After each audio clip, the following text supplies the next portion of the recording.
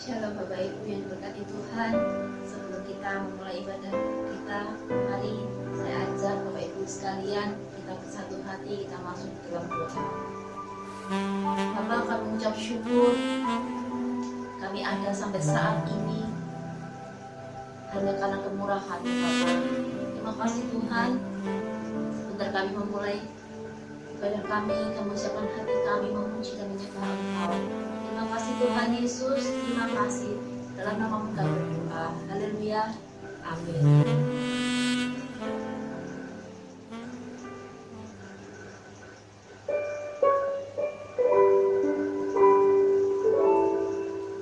Waktu Tuhan selalu waktu yang terbaik buat kita. Tidak pernah terlambat dan tidak pernah terlalu cepat.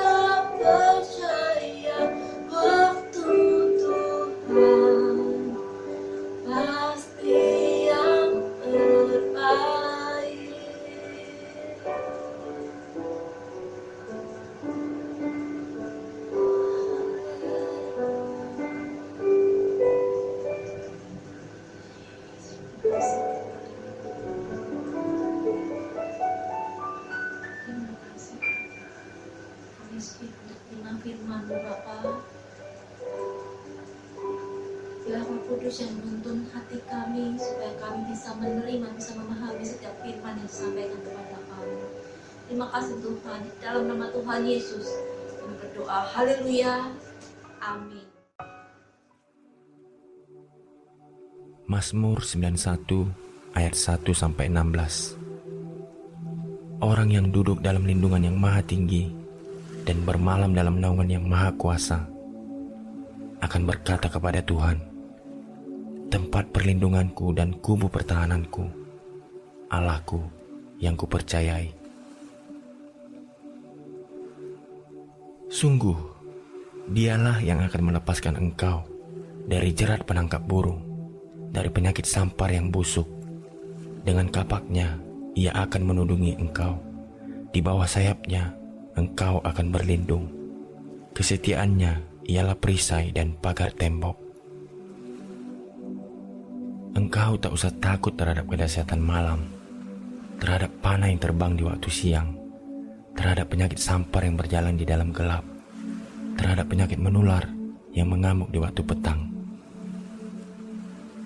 Walau 1.000 orang rebah di sisimu dan 10.000 di sebelah kananmu, tetapi itu tidak akan menimpamu. Engkau hanya menontonnya dengan matamu sendiri dan melihat pembalasan terhadap orang-orang fasik. Sebab Tuhan ialah tempat perlindunganmu, yang maha tinggi telah kau buat tempat perteduhanmu. Malapetaka tidak akan menimpa kamu, dan tulah tidak akan mendekat kepada kemahmu. Sebab malaikat-malaikatnya akan diperintahkannya kepadamu untuk menjaga engkau di segala jalanmu. Mereka akan menatang engkau di atas tangannya, supaya kakimu jangan terantuk kepada batu. Singa dan ular tedung akan kau langkahi. Engkau akan menginjak anak singa dan ular naga. Sungguh, hatinya melekat kepadaku, maka aku akan meluputkannya. Aku akan membentenginya, sebab ia mengenal namaku. Bila ia berseru kepadaku, aku akan menjawab. Aku akan menyertai dia dalam kesesakan. Aku akan meluputkannya dan memuliakannya. Dengan panjang umur akan kukenyangkan dia, dan akan kuperlihatkan kepadanya keselamatan daripadaku.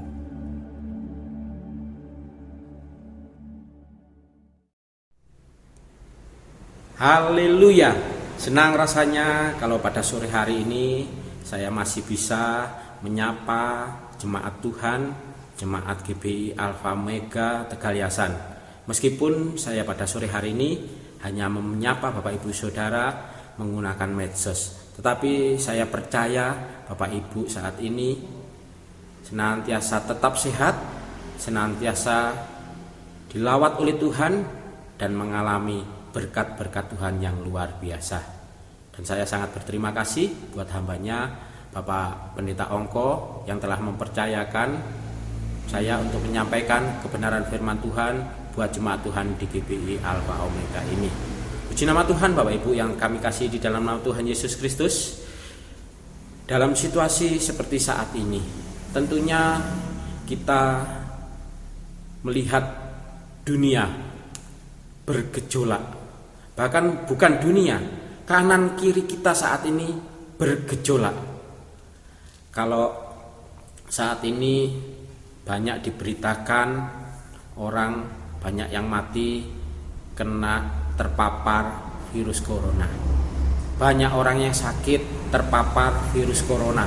Tetapi kita sebagai anak-anak Tuhan, kita tidak usah takut. Kita tidak usah gentar menghadapi itu semua. Kalau kita benar-benar bisa menghadirkan Tuhan di dalam hidup kita. Makanya firman Tuhan pada sore hari ini saya beri tema yaitu kehadiran Tuhan sanggup memberikan pertolongan dan kekuatan. Sebab kalau kita bisa menghadirkan Tuhan dalam hidup kita, maka pertolongan kekuatan itu akan dapat kita rasakan. Baiklah, untuk mendasari kebenaran firman Tuhan kita pada sore hari ini, saya akan mengajak Bapak Ibu Saudara membuka Alkitab kita yang terdapat di dalam kitab Filipi. Kitab Filipi pasal yang keempat. Filipi pasal yang keempat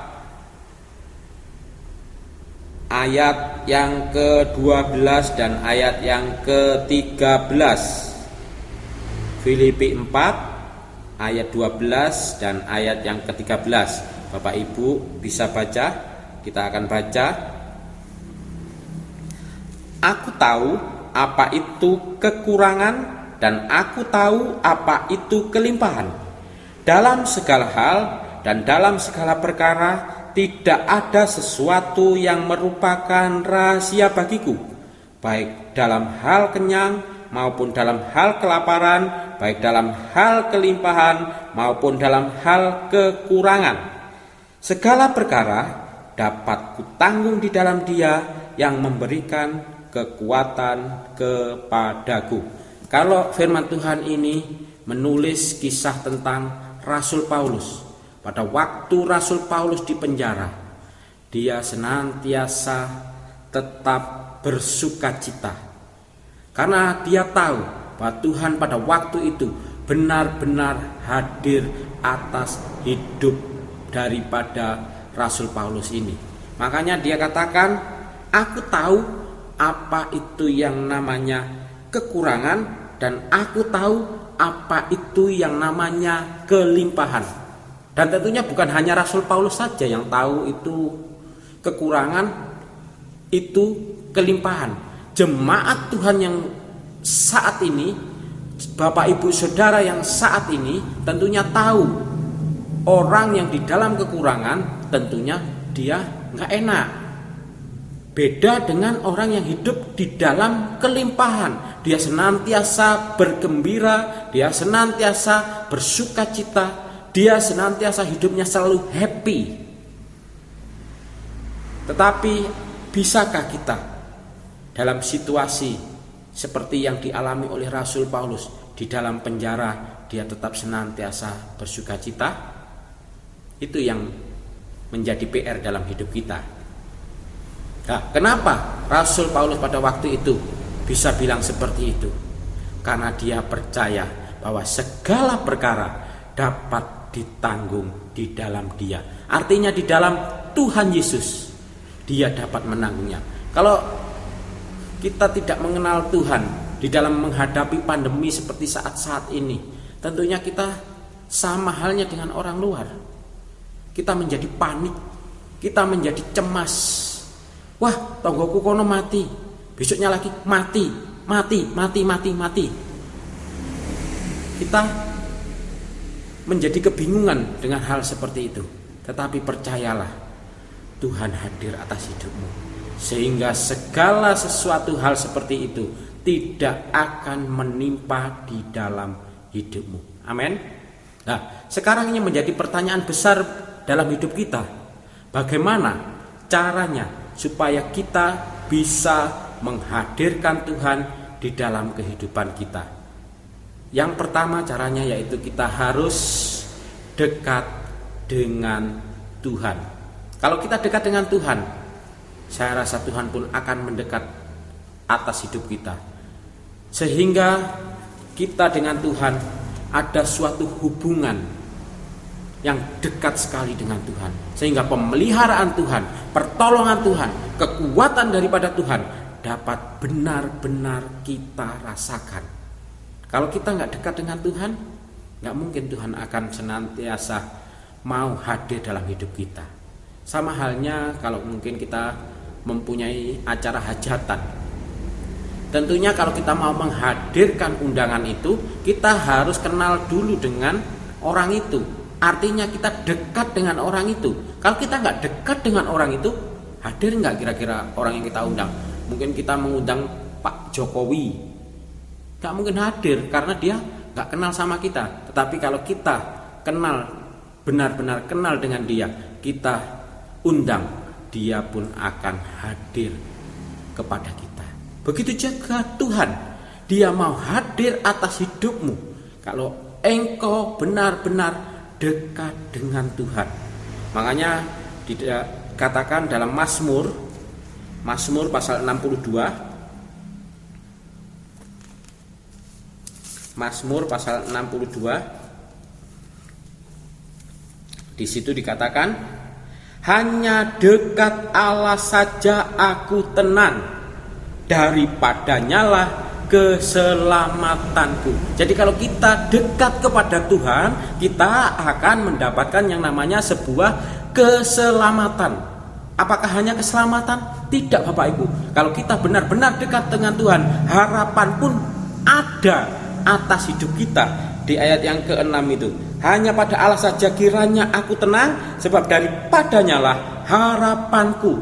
Selain harapan, apalagi?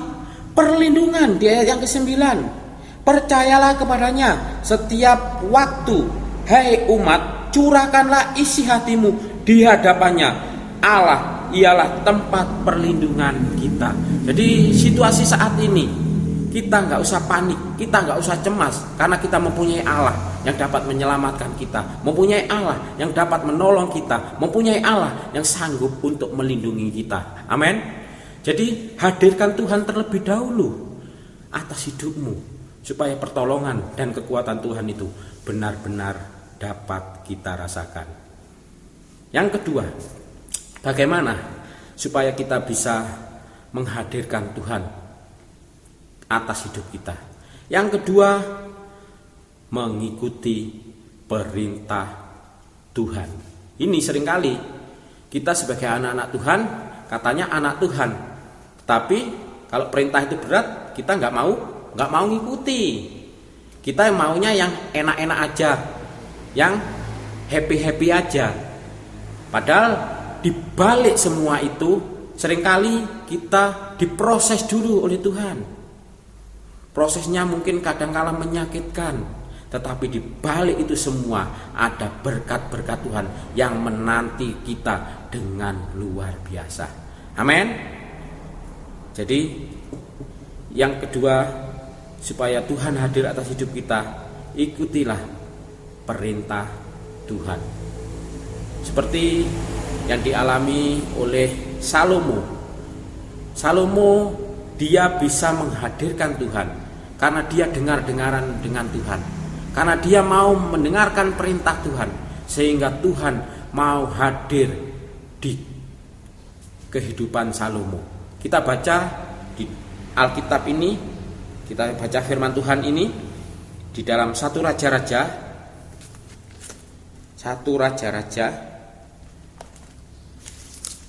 pasal yang ke-9,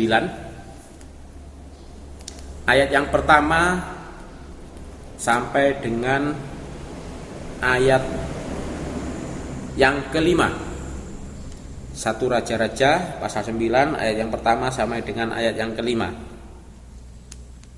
Saya akan bacakan. Ketika Salomo selesai mendirikan rumah Tuhan dan istana raja dan membuat segala yang diinginkannya, maka Tuhan menampakkan diri kepada Salomo untuk kedua kalinya, seperti ia sudah menampakkan diri kepadanya di Gibeon. Jadi pada waktu itu Tuhan sudah menampakkan pertama kali kepada Salomo, dan ini Tuhan menampakkan yang kedua kalinya. Karena dikatakan itu dia menampakkan dirinya kepada Salomo sama dengan pada waktu di Gibeon. Di ayat yang ketiga, firman Tuhan kepadanya, telah ku dengar doa dan permohonanmu yang kau sampaikan ke hadapanku. Aku telah menguduskan rumah yang kau dirikan ini untuk membuat namaku tinggal di situ sampai selama-lamanya. Maka mataku dan hatiku akan ada di situ sepanjang masa. Jadi pada waktu itu Tuhan hadir di dalam kehidupan Raja Salomo. Dan bukan hanya untuk satu hari. Di situ dikatakan untuk selama-lamanya. Dan sampai sepanjang masa.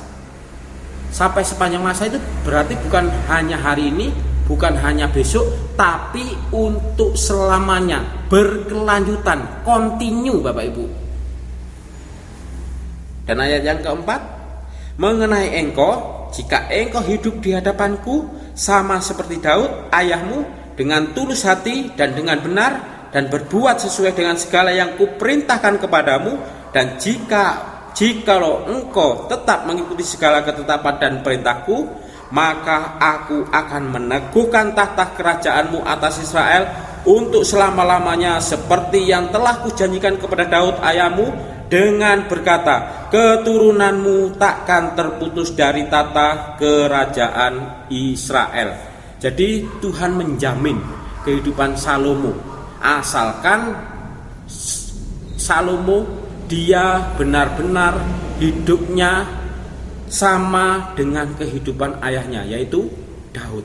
Begitu juga Bapak Ibu yang terkasih di dalam nama Tuhan Yesus Kristus, kita sebagai anak-anak Tuhan, supaya kehidupan kita senantiasa boleh mendapatkan kehadiran Tuhan, kita harus mau hidup mengikuti perintah Tuhan. Mau Bapak Ibu mengikuti perintah Tuhan? Wah, pikir-pikir dulu. Nanti dulu besok-besok dulu jangan tunda-tunda. Kalau engkau benar-benar mau menghadirkan Tuhan atas hidupmu, saat ini juga hadirkanlah Tuhan. Patuhilah perintah yang Tuhan sampaikan kepada engkau.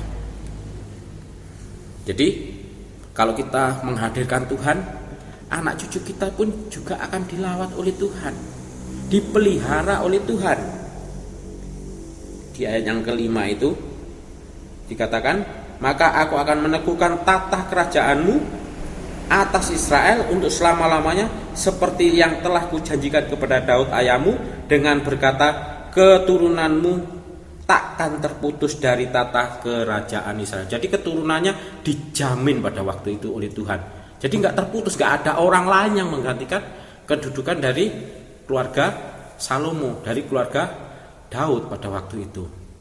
Itulah kalau kita benar-benar mau mengikuti perintah Tuhan, maka Tuhan pun akan hadir atas hidupmu. Amin. Yang ketiga, yang terakhir ini Bapak Ibu. Yang ketiga, apa yang harus kita lakukan supaya Tuhan hadir atas hidup kita? Yang ketiga yaitu berani melakukan tindakan. Berani melakukan tindakan itu bukan hanya sebuah ucapan, tetapi kita harus mau mengambil action, mengambil keputusan, mau menjalankan. Itu baru yang dikatakan berani melakukan tindakan iman. Seringkali kita sebagai anak-anak Tuhan ragu-ragu, Tuhan jawab enggak ya aku kalau begini, Tuhan jawab enggak ya. Seringkali kita hanya menuruti isi hati kita, kita enggak mau menuruti maunya Tuhan. Maunya Tuhan harus menuruti kita. Enggak bisa seperti itu. Biar bagaimanapun kita harus mau melakukan tindakan sesuai dengan kehendak Tuhan. Maka pertolongan, kekuatan daripada Tuhan akan dapat kita rasakan. Amin Bapak Ibu. Mau Bapak Ibu melakukan tindakan? Melakukan tindakan itu ya kita harus mau mengorbankan diri kita Bapak Ibu. Melakukan tindakan itu bukan hanya sekedar omongan. Melakukan sebuah tindakan itu sebuah bukti bahwa kita benar-benar serius dengan hal itu. Itu baru tindakan. Apalagi kalau kita melakukan tindakan iman. Melakukan tindakan iman itu beda dengan orang nekat. Kalau orang nekat ujung-ujungnya gak berhasil, karena dia hanya menuruti isi hatinya. Tetapi kalau kita menggunakan iman bahwa Tuhan pasti menolong, Tuhan pasti memberikan kekuatan, kita akan benar-benar merasakan lawatan Tuhan yang luar biasa. Seperti yang dialami oleh seorang perempuan yang pada waktu itu dia mengalami pendarahan. Tuhan menolong karena dia mau melakukan tindakan, action. Actionnya apa? Dia menjamah Tuhan dan dia percaya bahwa hanya menjamah jubah Tuhan dia menjadi sembuh. Kita baca ayat firman Tuhan ini. Firman Tuhan ini terdapat di dalam Injil Markus pasal yang kelima ayat yang ke-25 sampai dengan ayat yang ke-34. Markus 5 ayat 25 sampai ayat yang ke-34. Di situ dikatakan, adalah di situ seorang perempuan yang sudah 12 tahun lamanya menderita pendarahan. Ia telah berulang-ulang diobati oleh berbagai tabib sehingga telah dihabiskannya semua yang ada padanya. Namun sama sekali tidak ada faedahnya, malah sebaliknya keadaannya makin memburuk. Dia sudah mendengar berita-berita tentang Yesus, maka di tengah-tengah orang banyak itu ia mendekati Yesus dari belakang dan menjamah jubahnya. Sebab katanya, asal ku jamah saja jubahnya aku akan sembuh. Seketika itu juga berhentilah pendarahannya dan ia merasa bahwa badannya sudah sembuh dari penyakitnya. Ayat yang ke-30, pada ketika itu juga Yesus mengetahui bahwa ada tenaga yang keluar dari dirinya. Lalu ia berpaling di tengah orang banyak dan bertanya, siapa yang menjamah jubahku? Muridnya menjawab, engkau melihat bagaimana orang-orang ini berdesak-desakan dekatmu, dan engkau bertanya, siapa yang menjamah aku? Lalu ia memandang sekelilingnya untuk melihat siapa yang telah melakukan hal itu. Perempuan itu yang menjadi takut dan gemetar ketika mengetahui apa yang telah terjadi atas dirinya, tampil dan tersungkur di depan Yesus dan dengan tulus memberitahu segala sesuatu kepadanya. Maka katanya kepada perempuan itu, hei anakku, imanmu telah menyelamatkan engkau. Pergilah dengan selamat dan sembuhlah dari penyakitmu. Jadi luar biasa Bapak Ibu, luar biasa iman daripada janda ini. Dia percaya bahwa dia apabila menjamah jubah daripada Tuhan Yesus, dia akan menjadi sembuh. Dan itu terbukti dari imannya dia. Sampai pada waktu itu Tuhan merasakan bahwa ada kuasa yang keluar daripada dirinya. Sampai pada waktu itu Tuhan bertanya kepada muridnya, siapa yang menjamah aku? Sehingga murid-muridnya pada waktu itu sempat kebingungan menjawab, ada banyak orang Tuhan, mana tahu saya yang menjamah Tuhan. Karena pada waktu itu dia berdesak-desakan. Tetapi Tuhan pada waktu itu mengetahui bahwa ada seorang perempuan yang benar-benar menjamah dan percaya. Dengan menjamah jubah daripada Tuhan Yesus, dia akan menerima kesembuhan. Makanya Tuhan katakan di situ, maka katanya kepada perempuan itu, hei anakku, imanmu telah menyelamatkan engkau. Pergilah dengan selamat dan sembuhlah dari penyakitmu. Jadi kalau pada waktu itu perempuan ini menjamah, dengan menjamah itu artinya dia mau melakukan tindakan, melakukan action. Seringkali kita kepingin ditolong oleh Tuhan, seringkali kita kepingin mempunyai kekuatan dari Tuhan, tetapi kita tidak mau mengambil action. Kita hanya ogah-ogahan, wes opo jare kata Tuhan. Lah kok enak bilang seperti itu, opo jare kata Tuhan. Ya kalau kita nggak berusaha, kalau kita nggak mengambil action, nggak bakalan Tuhan akan campur tangan atas hidupmu. Nggak bakalan Tuhan akan senantiasa menuntun engkau kalau kita nggak mau mengambil action. Menggunakan iman percayaan kita kepada Tuhan. Kalau kita bisa menggunakan iman kita percaya kepada Tuhan, saya percaya apapun yang kita lakukan, apapun yang kita kerjakan, senantiasa diberkati oleh Tuhan dengan luar biasa. Asal Tuhan benar-benar mau hadir di dalam hidup Bapak Ibu Saudara. Mau Bapak Ibu Tuhan hadir di dalam hidupmu? Mesti jawabnya semua mau. Mau Bapak Ibu? Tapi syaratnya ketiga hal ini harus kita lakukan. Yang pertama tadi apa? Dekat pada Tuhan. Yang kedua, mengikuti perintah Tuhan. Dan yang ketiga, berani melakukan tindakan. Saya percaya kalau kita bisa melakukan ketiga hal ini, maka kita akan benar-benar merasakan pertolongan. Kita akan benar-benar merasakan kekuatan yang daripada Tuhan. Sebab kekuatan itu hanya berasal daripada Tuhan Yesus.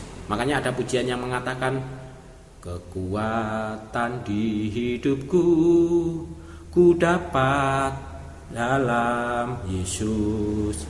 Dia tak pernah tinggalkanku, setia menopangku, berseru, berharap.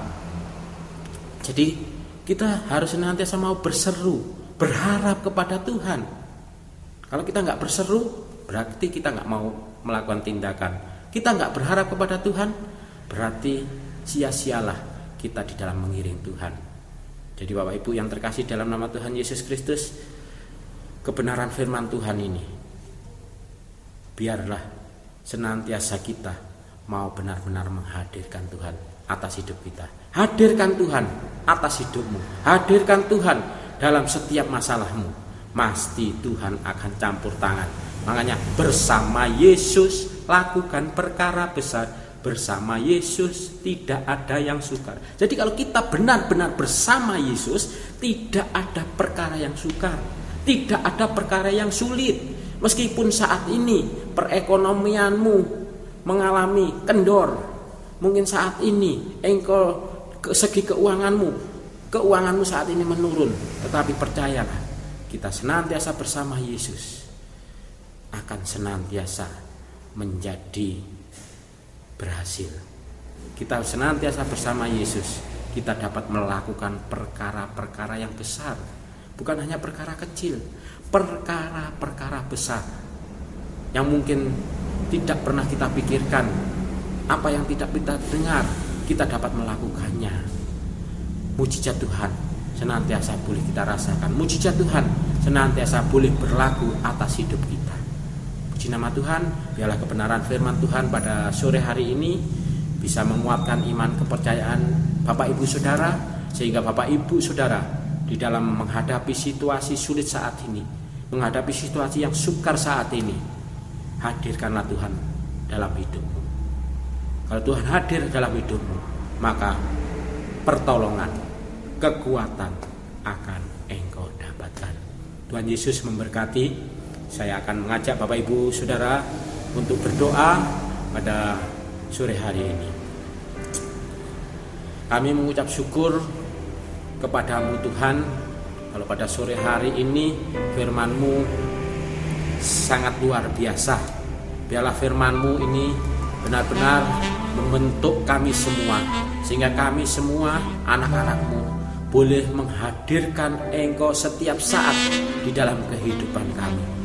Sebab kami tahu kalau Engkau hadir dalam hidup kami, maka apapun yang kami kerjakan, situasi seburuk apapun, kami mampu untuk menghadapi itu semua. Dan kami juga berdoa pada sore hari ini untuk jemaat Tuhan, jemaat GBI Alpha Omega. Biarlah lawatan-Mu, kuasa-Mu senantiasa boleh melawat anak-anak Tuhan ini Tuhan. Biarlah jemaat Tuhan GBI Alpha Omega, meskipun situasi saat ini sulit, tetapi lawatan Tuhan, berkat-berkat Tuhan boleh dirasakan oleh jemaat GBI Alpha Omega, sehingga segala yang sulit menjadi hilang, segala yang sulit sudah dimudahkan, karena Engkau senantiasa menyertai. Engkau Allah Immanuel, Allah yang sanggup untuk senantiasa menyertai di dalam setiap hidup kami. Terima kasih Tuhan, terima kasih. Kami juga berdoa pada sore hari ini Tuhan, untuk bangsa dan negara kami Indonesia ini, kalau saat ini menghadapi situasi yang serba sulit Tuhan, bahkan di masa PPKM ini Tuhan, situasi yang sangat sulit. Biarlah senantiasa kasih-Mu Tuhan melawat anak-anak Tuhan, meskipun PPKM saat ini sulit Tuhan. tetapi kami anak-anak Tuhan senantiasa boleh menerima pemeliharaan yang luar biasa daripada Engkau. Terima kasih Tuhan, terima kasih. Semua ini hanya kami serahkan di dalam tangan Tuhan Yesus Kristus yang menjadi Allah sesembahan kami. Haleluya. Amin.